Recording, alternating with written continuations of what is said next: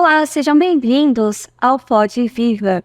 Hoje nós temos um assunto muito importante, extremamente pertinente para nós mulheres.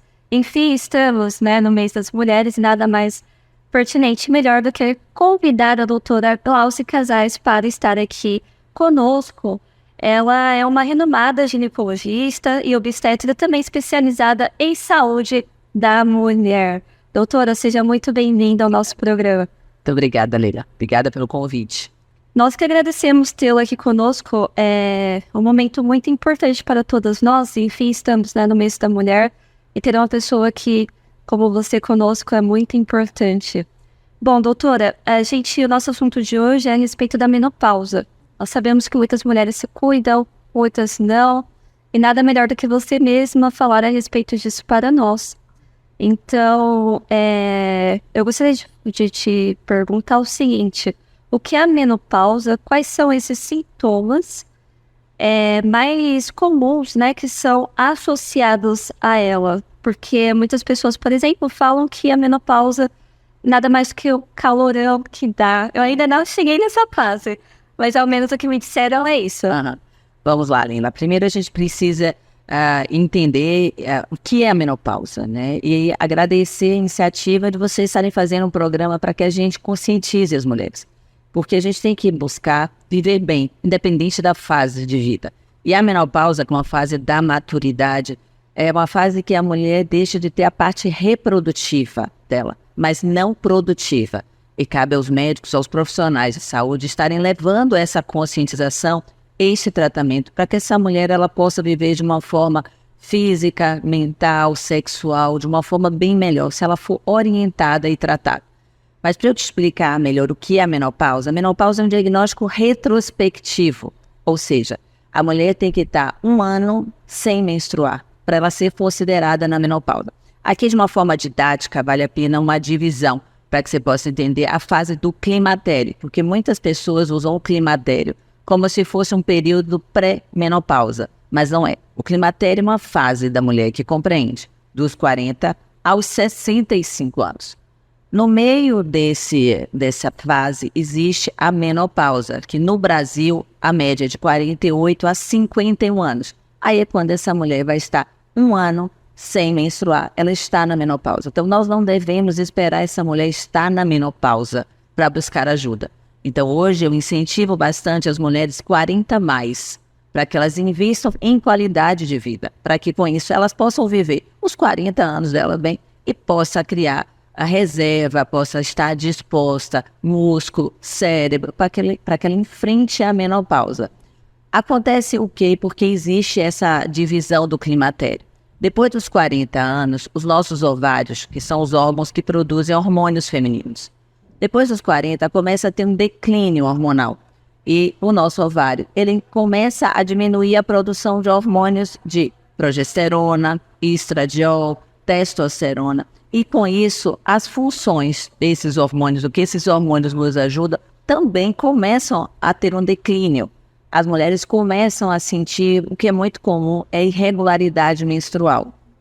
Depois elas começam a apresentar uma alteração de humor, às vezes mais sentimental, às vezes mais agressiva. Algumas apresentam ressecamento vaginal, baixa de libido, dores articulares, dores de cabeça, fadiga, indisposição. Cada um, não existe, se eu for dizer a você, existem 76 sinais e sintomas que podem aparecer, para você ter ideia. Então, aqui eu estou te dizendo os mais comuns, que a gente entraria em mialgia, artralgia, ressecamento ocular, tá? Então, queda de cabelo, alteração da pele. Então, são muitos sinais e sintomas. Por isso que a gente pede de que a mulher busque logo esse tratamento. Então, é entender que é um declínio hormonal que todas nós vamos passar. A gente ainda brinca, só não passa pela menopausa quem infelizmente morreu antes dela. Porque fora disso, todas nós mulheres vamos ter que passar e temos que passar de uma forma saudável. É a chamada longevidade saudável, que a gente começa hoje a investir nisso muito cedo. E os sinais, como você me perguntou, vai variar bastante, tá? Dessa mulher, os hábitos de vida que ela tem, a alimentação, o peso, a idade que ela menstruou a primeira vez, a história genética, tá? Se ela traz algumas doenças juntas, ginecológicas, Mas o que tem que ficar atento são esses que eu falei de uma forma mais, assim, que eu não posso estar aqui nem conseguindo dar os 76, mas não esperar esse famoso fogacho. É isso que atrapalha um pouco o tratamento da menopausa.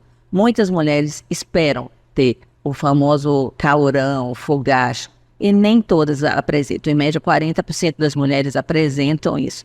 E esse sintoma ainda está ligado a alterações cardiovasculares. Então tem que ter uma atenção maior para essas mulheres que têm esse sintoma, tá? Mas não esperar isso, porque como eu te falei, tem muitos outros sintomas que podem ser da transição menopausal e da menopausa, e que já sugere realmente o tratamento.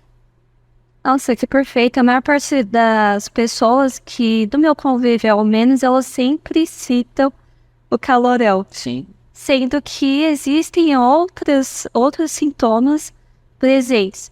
Agora, imagine como vamos ficar normal em Sim.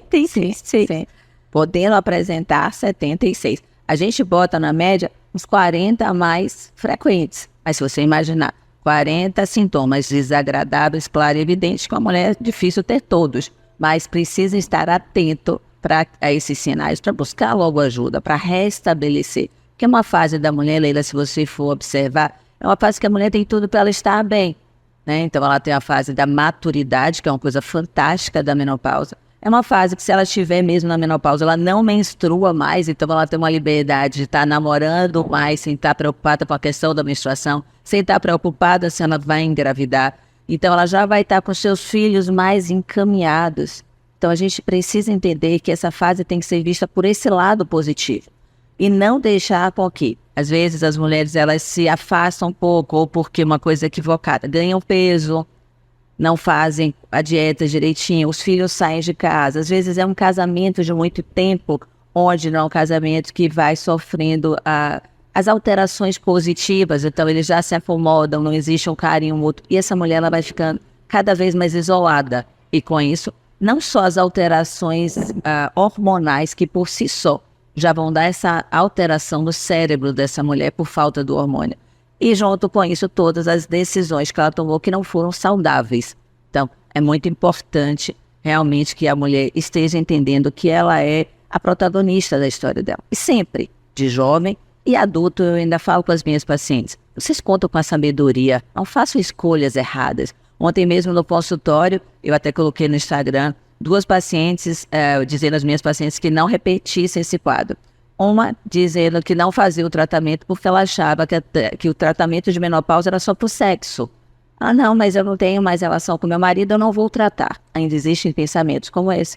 E ainda existem pensamentos como a gente falou anterior. A paciente foi prescrito o tratamento, ela disse que voltou porque ela estava ótima. Eu falei, como é que é ótima? Eu não estou sentindo calorão. Aí quando eu fui ver a osteoporose, as alterações dislipidemias, né, várias alterações vindo do que são alterações silenciosas. E essas são muito graves, ou seja, a paciente ela já estava sem músculo, já estava entrando numa fase que chama sarcopenia. E nessa idade a mulher tem que entender que ela tem que fazer músculo para sustentar o corpo, para proteger o osso, para proteger o coração e, acredite, para proteger o cérebro.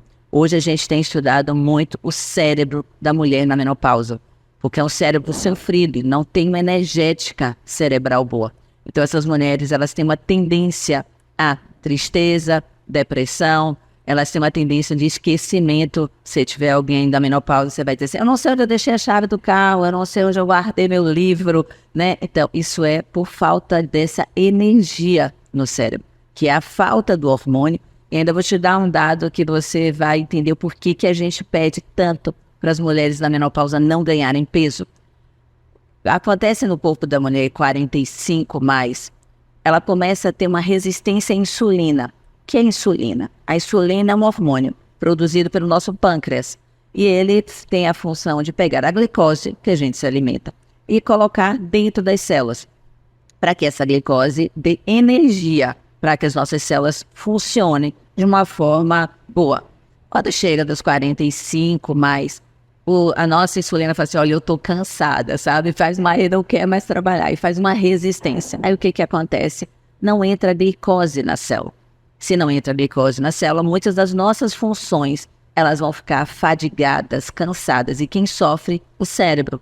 Então, você já tem um cérebro que não está recebendo estrogênio da forma ideal, não está recebendo a progesterona de uma forma ideal e agora não recebe a glicose. Então, como é que esse cérebro fica?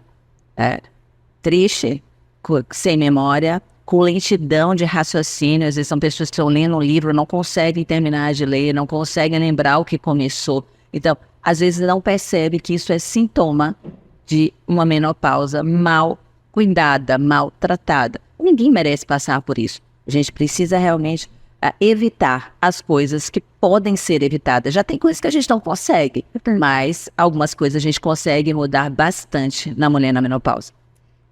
Doutora, quais são as diferenças de perimenopausa, a menopausa e a pós-menopausa? Pronto, exatamente essa divisão quando eu fiz com você. 40 a 65, certo?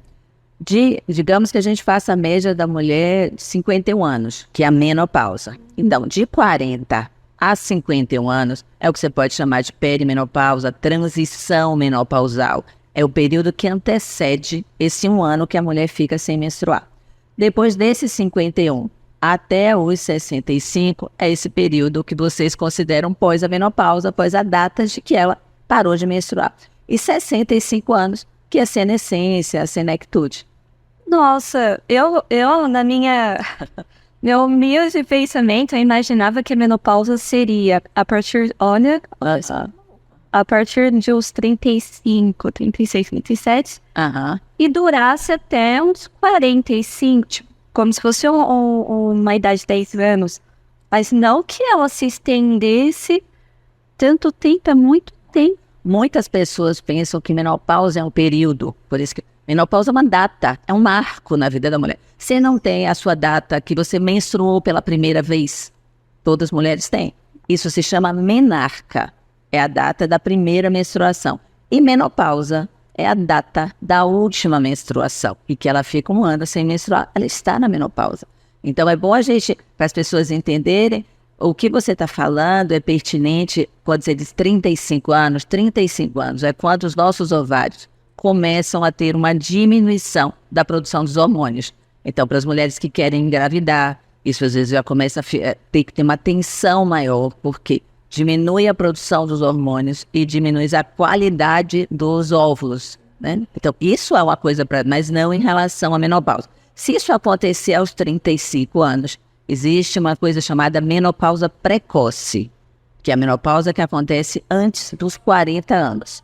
Isso tem algumas causas genéticas, causas imunológicas, causas cirúrgicas, pacientes que foram submetidas a tratamentos, às vezes de quimioterapia. Então, existe essa menopausa precoce, que é ficar 1 ano sem menstruar, antes dos 40 anos, e com alterações laboratoriais que ele confira que esteja na menopausa, porque pode ser um outro distúrbio ginecológico antes dos 40 anos, tá? Mas aos 35 é a diminuição da reserva ovariana, mais longe da menopausa. Então, a idade, ela seria influenciada por todo o sistema corpóreo da pessoa, só para você entender. E a idade da menopausa seria, só repetindo novamente, de acordo com o sistema corpóreo da pessoa e pode acontecer, em alguns casos, acontecer antes, como a senhora acabou de falar. Perfeito, de forma precoce.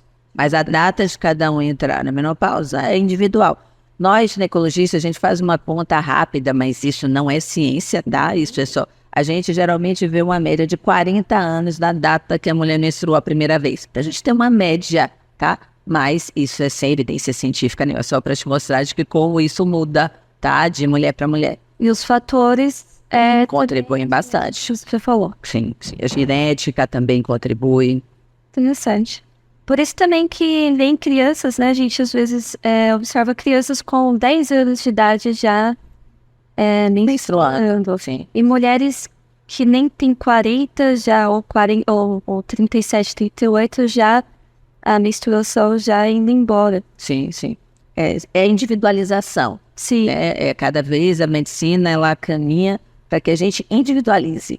A mulher ela tem que ser individualizada em todas as suas faixas. A gente não pode chegar e fazer um tratamento único, para a menopausa. A gente não pode fazer um tratamento único para dizer, é tal idade. Não, isso realmente tem que ser individualizado, a abordagem dessa mulher, o que ela traz, não só de doença, mas da questão biopsicossocial. Isso interfere muito no corpo da mulher. Nós somos expressões de sentimento, nós somos muita emoção, e acredite que isso tem um impacto muito grande na saúde da mulher. Nossa, a emoção, então, por exemplo, se uma pessoa tiver algum problema psicológico, Sim. ou estiver passando por alguma situação desagradável, depressão, tudo isso pode estar influenciando. Sim, a depressão influencia muito, não só pela própria patologia, como as medicações que são usadas para esse quadro clínico que repercute em todo o corpo dessa paciente. Interessante, tá vendo, galera? Bom, como a menopausa ela pode afetar o ciclo menstrual e a fertilidade, apesar que a senhora já falou algumas coisas, mas gostaria de estar aprofundando um pouquinho mais. Vamos lá. Na menopausa, por essa diminuição da produção dos hormônios, então com isso já compromete a fertilidade. E, na verdade, você perguntou da fertilidade e... Da fertilidade e o ciclo menstrual. Então, aí o primeiro hormônio que ele começa a cair é a progesterona, porque começa a ter uma alteração a nível cerebral de produção de FSH, de LH, que são os hormônios que fazem com que o ciclo menstrual ele fique normal. E aí, com essa alteração do FSH, já altera todo o rompimento daquele folículo que acontece a ovulação. E naquele local fica produzindo a progesterona. Com a irregularidade menstrual, a mulher começa a produzir menos progesterona e começa a ter as irregularidades menstruais.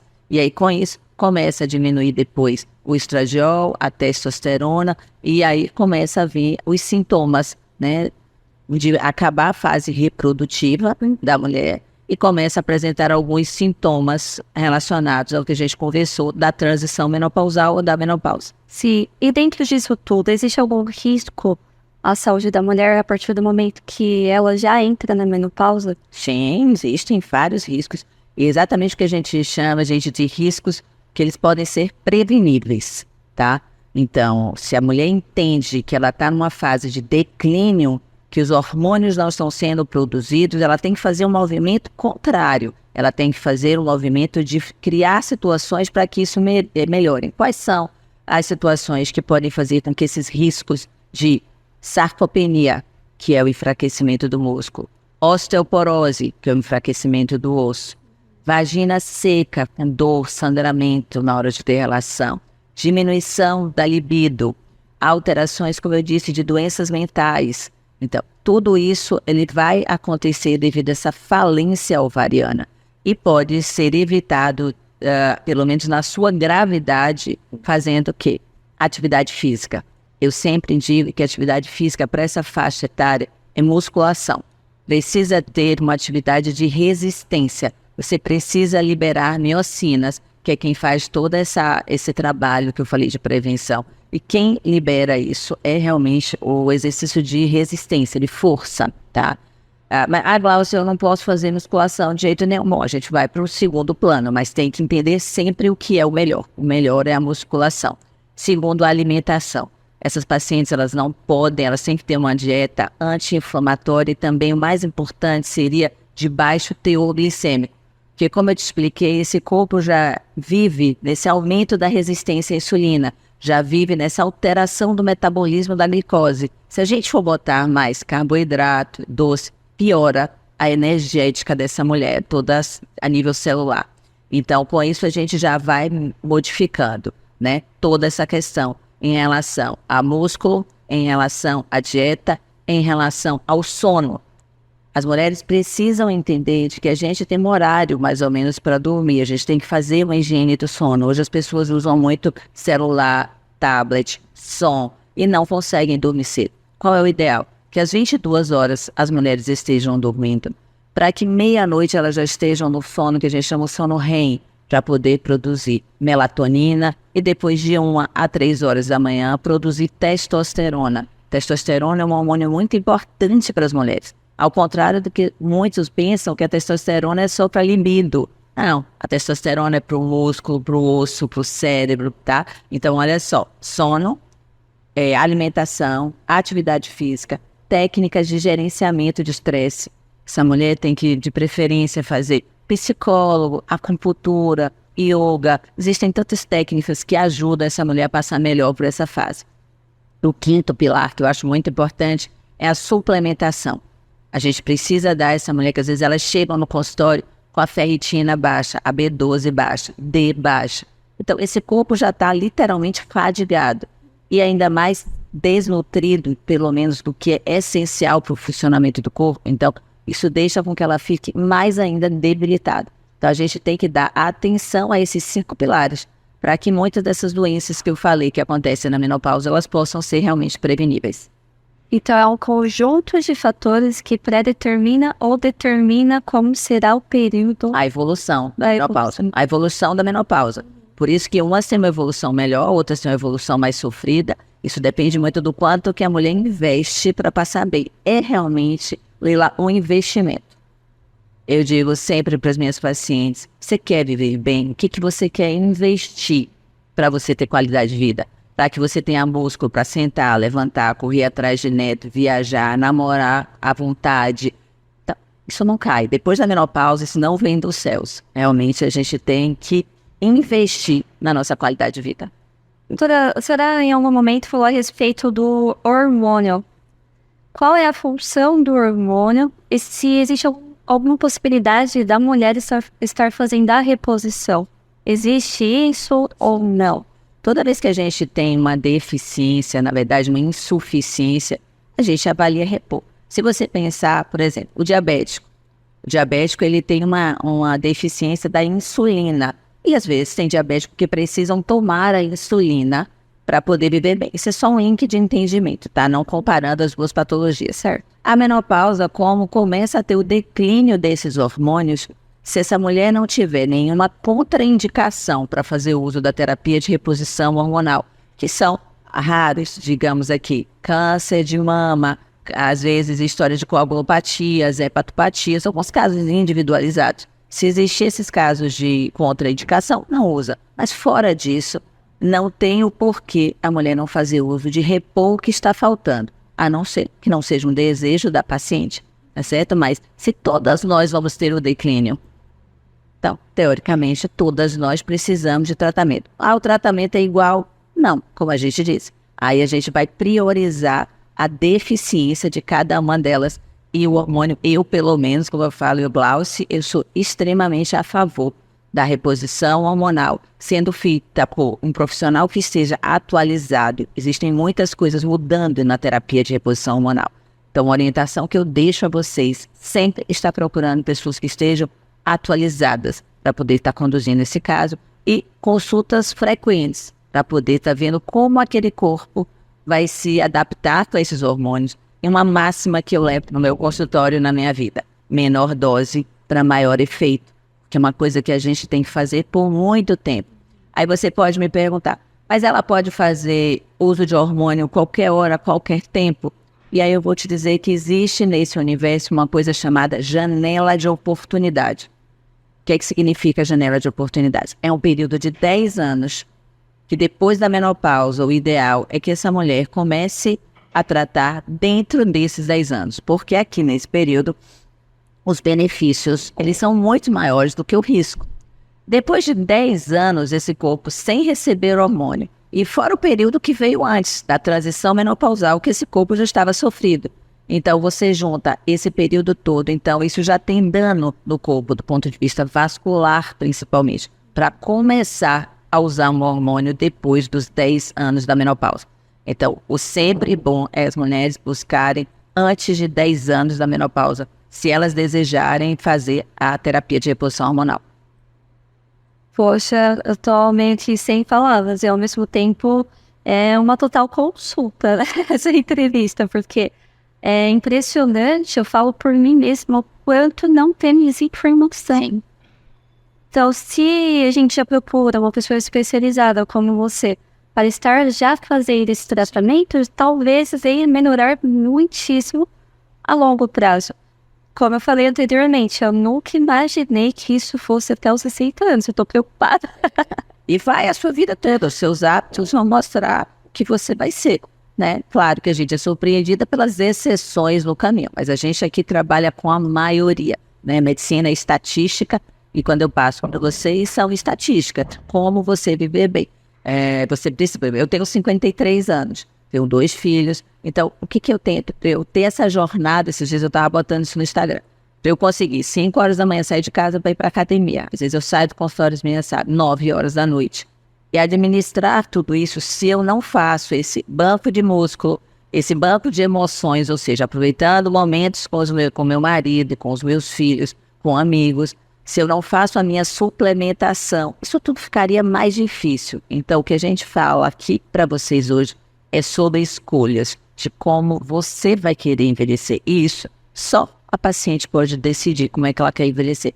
Eu tento ao máximo ser uma estimuladora. Às vezes muitas pacientes me mandam no Instagram, eu não ia nem acordar para fazer ginásio, mas 5 horas você bota na academia, eu não consegui ficar deitada. Então, meu papel é levar conhecimento, estímulo e um pouco de exemplo para que a gente consiga estar vivendo bem. Doutora, a menopausa, existe algum tratamento alternativo, como acupuntura, massagens? Sim. A menopausa, tem pacientes, vamos lá, uma paciente que tem câncer de mama. Essa paciente ela não pode fazer terapia de reposição hormonal. Aí a gente vai fazer o que com ela? Tratar do sentido base. A musculação. A gente vai melhorar esse metabolismo da glicose. A alimentação. Essa é uma paciente que não pode ganhar peso. A mulher nenhuma na menopausa, mas também não pode ganhar peso. A gente pode fazer algumas coisas a nível vaginal. Essas mulheres que não fazem terapia de reposição hormonal, elas sofrem muito com ressecamento, atrofia vaginal. Então, existem alguns cremes hidratantes, existem alguns lasers hoje que usam a nível de vagina para melhorar a produção de colágeno e com isso favorecer com que essa mulher tenha uma vida sexual melhor. A gente pode fazer o gerenciamento de estresse, eu sempre oriento yoga e acupuntura. Você consegue melhorar a atividade mental dessa mulher, estimular que ela faça, eu sempre falo, vamos fazer alguma coisa nova, vamos fazer uma pintura, vamos fazer um curso de fotografia, vamos pintar, né? Vamos fazer, tem pacientes mesmo que fazem os paninhos de prato, desenho. Então a gente precisa estimular aquela mente para que ela fique produtiva, né? Então isso você consegue. E a suplementação, que é importantíssimo. A suplementação ela tem que ser feita de uma forma individualizada, ver o ferro dessas mulheres que geralmente são ferros que estão baixos, como eu falei, a B12, a D, tá certo? Todo complexo vitamínico. E a gente usa muita coisa hoje em relação a nutracêuticos. A gente usa muito a cúrcuma, magnésio, para poder a gente dar ajuda, zinco. Então, isso aí vai ser feito uma análise das queixas, dos exames de laboratório. Porque o que a gente tem que pensar? A gente tem que deixar o corpo dessa mulher menos inflamado. Tá? A gente tem que deixar o corpo dessa mulher o mais nutrido, já que ela não vai ter o hormônio. O hormônio já está em escassez. Então, a gente tem que se esforçar ao máximo para ter um equilíbrio no corpo dessa mulher, para que ela consiga também viver bem. Não é à toa que eu tenho lá no Instagram uma frase que diz, mulher tem que viver bem. E viver bem não quer dizer só que usa hormônio. A gente tem que saber lidar com a individualidade de cada um. Cada pessoa. E nesse conjunto de fatores, os fitoterápicos, eles poderiam estar auxiliando de... Muitos foram assim. Na verdade, os fitoterápicos, a gente não tem comprovação. O que, na verdade, quando eu falei muito, era em relação à suplementação. Os fitoterápicos, a gente não tem evidência científica de melhoras em quê? Em osteoporose, em problema cardiovascular. O que os fitoterápicos podem ajudar bastante são nos fogachos. Isso aí pode ter uma resposta boa. Mas não no ponto de vista interno, endocrinológico. Tá? Isso a gente não consegue. No osso, não consegue ter ação no osso. Então, uma melhora de sintomas, mas não um tratamento ideal para a menopausa. Doutora, com os avanços da medicina e da tecnologia, houve alguma memória ou algum auxílio para que as mulheres elas possam ter um controle maior da menopausa? Agora a gente tem uma notícia boa, né? Foi aprovada uma lei de tratamento da mulher menopausada pelo SUS. Isso é uma vitória muito grande, porque é um dos cuidados que eu tenho é de que a gente não ofereça saúde só àquelas que podem ter um plano de saúde ou que podem estar em médicos e nutricionistas. A gente precisa oferecer a saúde ao maior número de mulheres. E com essa lei aprovada do SUS de tratamento à menopausa, a gente espera de que seja realmente um projeto muito sério, de que a gente consiga fazer uma equipe multidisciplinar para acolher essa mulher, e não apenas dar um hormônio. E sim, ensinar tudo isso que a gente está conversando, dos hábitos de vida, de marcar reuniões com essas mulheres para ensinar a importância da dieta, da atividade física. Mas foi um avanço maravilhoso o SUS já poder fazer tratamento para menopausa. E não só poder, agora está liberado e tem que fazer. Então isso é fantástico. No início da nossa entrevista, você falou a respeito das influências, né, que a mulher, ela mesma sofre no seu dia a dia. Como que essa mulher ela poderia estar mudando, levando em consideração sua cultura e, obviamente, seu ciclo social e etc. Você citou algumas vezes também a respeito da alimentação. Por exemplo, a gente tem uma cultura de estar se alimentando bastante, ou tem uma cultura de ter uma alimentação mais saudável, a não ser com a evolução que a gente está tendo uma consciência maior. Mas o que ela pode estar fazendo para estar melhorando isso? Em pequenos hábitos, por exemplo. Os nutricionistas têm uma frase clássica, né? Descascar mais e desembalar menos. Primeira coisa é evitar o número de produtos industrializados, né? Embutidos, enlatados, que em nenhuma faixa etária isso é nutritivo, na menopausa, pior ainda. Evitar realmente as massas, os doces, porque isso tanto para o metabolismo da glicose quanto para o sobrepeso e a obesidade, isso é péssimo, tá? O sono, acredite, se você não tem um sono bom, isso interfere na sua produção do cortisol, que se interfere no seu metabolismo durante o dia. Que com a queda do estradiol, a mulher já tem uma tendência de crescer aquela barriguinha, de ficar com a circunferência abdominal aumentada. Então ela precisa entender o porquê que ela tem que fazer tantas coisas. Porque eu brinco que a mulher na menopausa parece criança. A gente não pode dizer, faça isso, porque aí não faz. A gente tem que explicar. Isso se você executar, por exemplo, se você fizer a musculação, você produz miocina, que te melhora disso e tal. Então, aí ela vai se sentir responsável. Aí é que eu falo, aí tem a maturidade. E a grande maioria faz a partir do entendimento. Então, existem muitas coisas, sim, que elas podem, dessas pequenas, a alimentação, a atividade física, o sono, tá? E o resto ela vai procurando forma de viver saudáveis, evitar relacionamentos tóxicos, tá sempre buscando pessoas queridas, não sofrer tanto. Eu sempre falo isso com meus pacientes, com os filhos. Todo mundo fala que a gente cria filho para a vida, mas na hora de exercitar é um sofrimento quando o filho sai de casa. Então, ter estratégias de menor sofrimento. Doutora, em relação à saúde mental, a gente também falou a respeito logo no princípio que a mulher ela pode ser totalmente afetada com isso. Sim. Você acabou de falar a respeito de relacionamentos tóxicos. Sim. Como é que é levado essa conscientização para essas mulheres? Porque, pelo que eu entendi, se eu entendi errado, pode me corrigir, por favor, é que existe todo o contexto por trás ali, onde vai influenciar fora os fatores do próprio corpo dela. Quando, por exemplo, no seu consultório, você percebe que ali está além do sistema biológico dela, vem do externo. Como que é lidado essa situação? Como é que você consegue lidar com isso? E como também que a paciente ela consegue ter uma percepção de entendimento maior?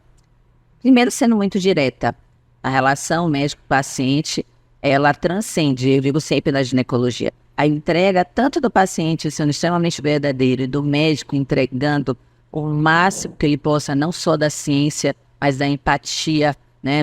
Das pacientes que me brincam que eu sou psicóloga, mas é porque eu preciso usar a psicologia para que as pacientes me digam o que está por trás disso. Então, é realmente muito difícil se eu já pego uma paciente que demora de procurar, que já chega com 8, 7 anos de menopausa.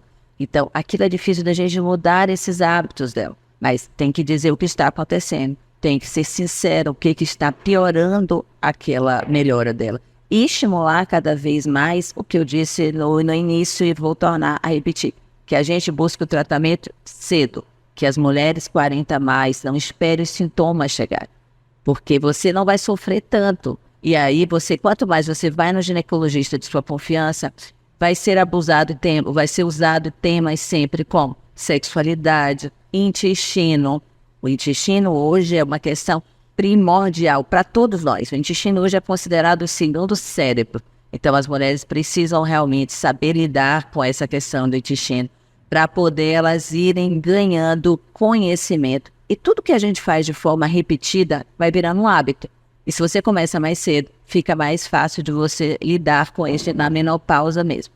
E sempre pontuando. Olha, eu tenho vários pacientes que reclamam do relacionamento com o parceiro. São convivências de 30 anos, 35 anos. E aí, para mim, o que me cabe?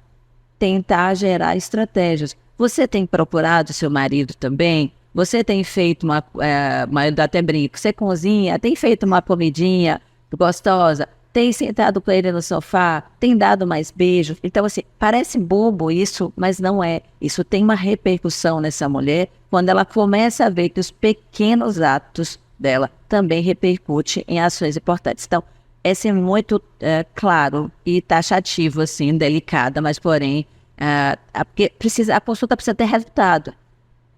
E se você não consegue tocar todos os assuntos, ela vai voltar com essa deficiência. Então, a gente precisa ser o mais claro possível com as pacientes.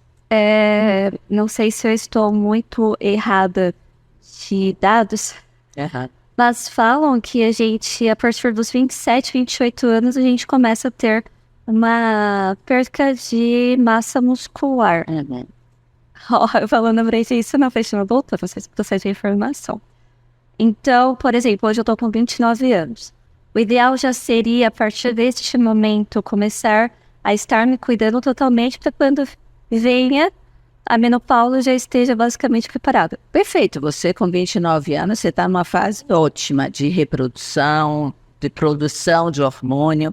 Então, você tem que usar isso ao seu favor. Então, esses hábitos que a gente está falando que é para usar na menopausa, é para você começar agora. Não só para ter longevidade saudável, mas para que agora a sua musculação, a sua alimentação, o seu sono, o seu estresse controlado repercuta em você, saúde. Construa um corpo, porque nós somos um corpo, é como se a gente fosse uma máquina no sentido. Então a gente precisa ter essa máquina trabalhada, o músculo, o osso, o cérebro. Então, se você começa a fazer isso de forma natural, repetitiva, e aí você não vai se transformar num problema. Eu vou ter que mudar toda a minha vida. Eu canso de receber isso no consultório. Eu vou ter que mudar toda a minha vida. Então, a gente evita que essas coisas aconteçam e que essas mulheres sofram. Então, meu conselho para você é ter vida saudável. Ter vida saudável sem ser chata nisso, tá? Porque, Glaucio, você faz 100%. Não, eu não faço 100%. Porque eu tenho vida social, eu tenho marido, eu tenho um filho, eu viajo. O que eu dou de sugestão que a gente faça? 80% certo e 20% a gente deixa para as exceções, tá? Então, com isso você constrói o músculo, você fica com o seu cérebro bom, você cuida de sua família, então você consegue ter esse equilíbrio. Então, a minha sugestão é que você pratique os 80-20. Doutora, eu vou ter que fazer uma mudança total na minha vida, porque hoje está sendo uma lição, não só para mim, para vocês, eu acredito também. Tem uma pergunta aqui também muito interessante, gostaria de fazer, porque é o seguinte, houve um avanço, né, dos anos 2000 para cá, da tecnologia. Então, houve os avanços tecnológicos também, redes sociais, a gente está 100% conectado. Você falou a respeito de sono, muitas pessoas não dormem, a maior parte das vezes fica ali no celular. Apesar de toda essa tecnologia que a gente está vivendo, houve uma conscientização maior para essas pessoas? A tecnologia ajudou a trazer uma conscientização maior ou continua, vamos supor, ali no 0 a 0, as pessoas não... Não, eu acredito que melhorou a procura. Se você me perguntar se melhorou a execução, eu ainda não tenho como te dizer totalmente, mas a procura por saúde, ela tem melhorado. E eu acho de que a internet, a rede social, ela tem um papel muito grande em relação a isso. Ao você ouvir e você... Esse foi um dos motivos de eu entrar em rede social. Eu sempre fui uma pessoa que eu me considerei extremamente tímida e que eu achava que o meu conteúdo tinha que ser falado só para quem me procurasse a nível de consultório. E aí as próprias pacientes começaram a falar, não, a senhora tem que falar isso para outras pessoas ouvirem, não é só para gente. Então, existia um estímulo muito grande das minhas pacientes para que eu saísse da minha zona de conforto, que estava bom para mim ali só falando com elas, vencesse vários medos, né? Porque a rede social não é fácil quanto parece, vencesse uma timidez por um propósito.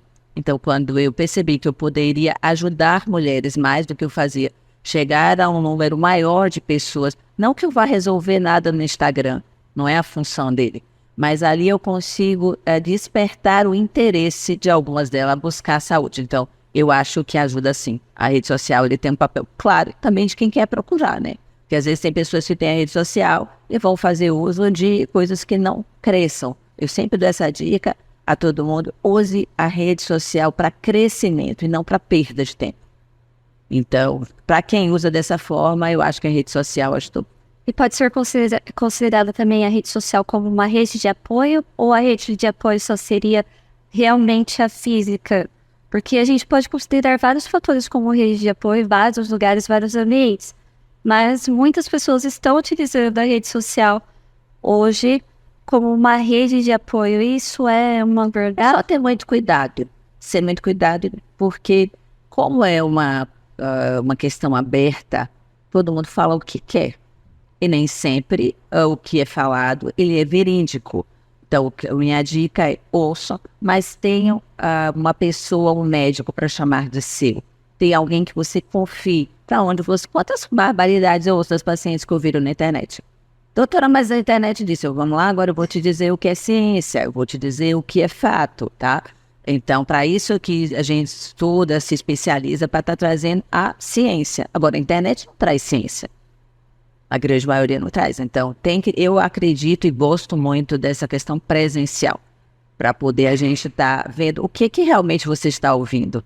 Será que isso impacta positivamente na sua vida? Se não, reformular e construir a verdade para essa paciente.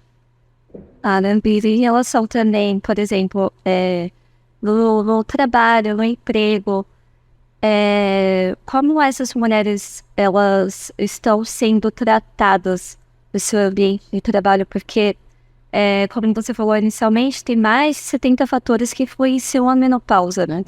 Então, imagine ao menos 40. Na mesma situação, a gente já fica uma criatura não desejável. Imagine na menopausa, como que essas mulheres elas estão lidando no seu ambiente de trabalho.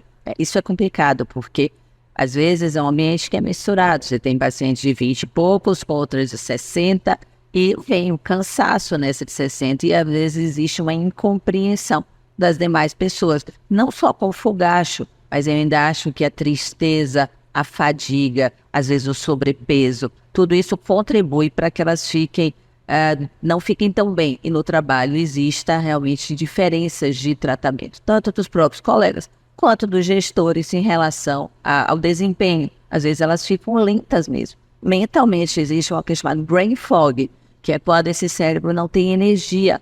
Então, isso realmente acontece e as pessoas não têm paciência. Para evitar isso, é buscar tratar cedo e não esperar essas complicações. Em relação também ao Covid, com toda essa situação que não só nosso país, quanto o mundo todo viveu, afetou um pouco mais? Acho que o Covid afetou tudo, né? Afetou tudo e a todos. E hoje o que a gente tem visto é principalmente na questão neurológica, na questão mental, na questão do esquecimento. Foi muito pior nas pacientes, sim, na menopausa. Eu acho que ele foi mais agressivo. Se você me perguntar o motivo pelo qual a fisiopatologia nós não sabemos ainda, mas que realmente a repercussão do idoso foi maior. Doutora, nessa era, na verdade, da globalização, da era da informação, existem, como a gente estava falando a respeito das redes sociais. Às vezes eu acompanho algumas situações onde eu achei algo bem pertinente para o nosso momento. Que, não sei se é uma verdade ou é um mito, eu gostaria que você esclarecesse. É verdade que, por exemplo, muitas mulheres elas não querem fazer o tratamento da menopausa porque elas têm medo de desenvolver ou de adquirir câncer? Perfeito. Esse é um comentário muito pertinente para você fazer. E é isso que a gente vem desconstruindo. Para isso eu vou precisar te dar um dado. As pacientes têm medo de fazer terapia de reposição hormonal com medo de câncer. Eu sempre digo a elas que elas podem ter medo. Agora, o médico não pode ter medo. O médico tem que ensinar essa paciente de onde veio esse medo. Deixa eu te explicar. Em 1998, mais ou menos, foi destinado um trabalho chamado WHI. Esse trabalho foi feito por indústria farmacêutica, um trabalho robusto, com muitas mulheres entre 50 a 79 anos, para ver a resposta dos hormônios nessas mulheres do ponto de vista cardiovascular também. Dividiu-se essas mulheres que tomaram hormônio e outras que tomaram o placebo, que não é nada. O que se observou durante esse uso? Esse trabalho era para ser feito em 8 anos. E esse trabalho ele foi interrompido em 5 anos.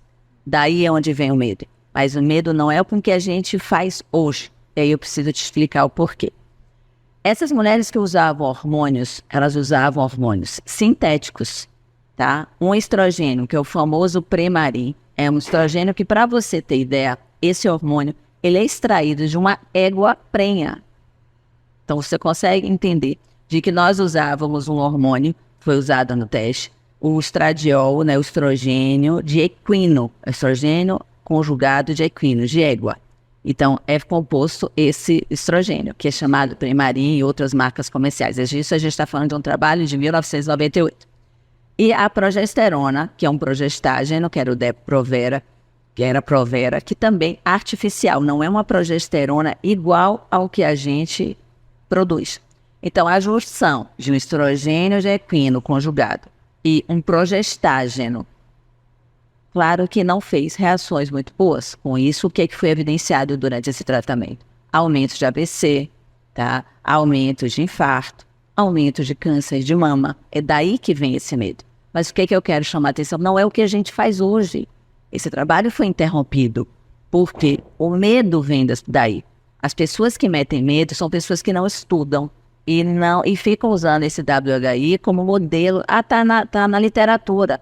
Uma literatura de um estrogênio de equino conjugado. O que nós fazemos hoje? Hoje, a terapia de reposição hormonal ela é feita com hormônios bioidênticos. Elas são feitas com hormônios semelhantes aos que a gente produz. Então, esses efeitos negativos, eles não existem, porque é parecido com o nosso. Hormônio é igual a chave e fechadura.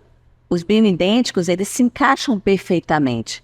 Então, eles não vão causar esse problema. Então, o mito vem de um trabalho que foi feito que mostra os hormônios que nós não usamos. Então, que fique esse alerta que a gente não pode ter esse trabalho para nos nortear hoje em dia. Hoje a gente tem trabalhos ótimos com os hormônios bioidênticos, que não tem nada a ver com o que aconteceu no passado. Por isso que não tem que ter medo de usar hormônio, não tem que ter medo de ter câncer de mama, porque a realidade e os hormônios que nós usamos completamente diferente. Totalmente diferente. Agora, que complexo, né? Porque eu usava de uma égua. Isso. Deu minha cabeça, perfeito. Para você ter ideia. Então, isso era um trabalho, porque os hormônios, eles são sintéticos. Não são hormônios, esses que foram usados, né, no WHI. Eles são hormônios sintéticos. Então, era um trabalho feito pela indústria farmacêutica. Então, isso realmente hoje é outra realidade o que nós fazemos hoje. E, na verdade, os erros dos trabalhos, assim, não os erros, os achados, é o que nos fazem hoje ter toda a modificação e hoje a gente ter a terapia hormonal bioidêntica, que ela é fantástica, ela pode ser usada em forma de gel, em forma de ovo, em forma de implantes hormonais. Isso aí só precisa realmente de um médico para acompanhar regularmente essa mulher e ver se as causas que fizeram ela começar a usar o hormônio se manter, vai manter este tratamento, dando a qualidade de vida para essa mulher. Doutora, o nosso muito obrigada pela oportunidade de tê-la aqui conosco. Foi um prazer imenso adquirir tantas informações. Foi basicamente uma consulta, né, no nosso podcast. E gostaríamos que você volte várias e várias e várias vezes. Leila, muito obrigada. Acredite que eu tenho que agradecer, porque esse é o meu trabalho. Onde eu tiver alguma oportunidade de estar levando conscientização, ajuda e saúde para as mulheres, para que elas encurtem período de sofrimento, que elas lutem contra doenças preveníveis. Então, essa oportunidade que você está me dando para chegar a um número maior de pessoas, acredite que eu que tenho que agradecer. Tá? Eu sempre coloco lá no Instagram, eu tenho o Instagram Glauce Casais, onde eu tento estar colocando informações de forma descomplicada, para que as pacientes vejam essas informações e busquem, como a gente conversou, um médico para ser tratada próxima, para observar a sua evolução. Então, todas as informações, elas são muito válidas. E essa oportunidade de estar falando para mais mulheres é muito bom. Muito obrigada a todos vocês pelo convite. Bom, a gente está chegando ao final aqui do nosso Pode Viva com a doutora Glaucia. Foi um prazer estar aqui com todos vocês, compartilhar essas informações. E fiquem ligados aqui no nosso podcast. Muito obrigada.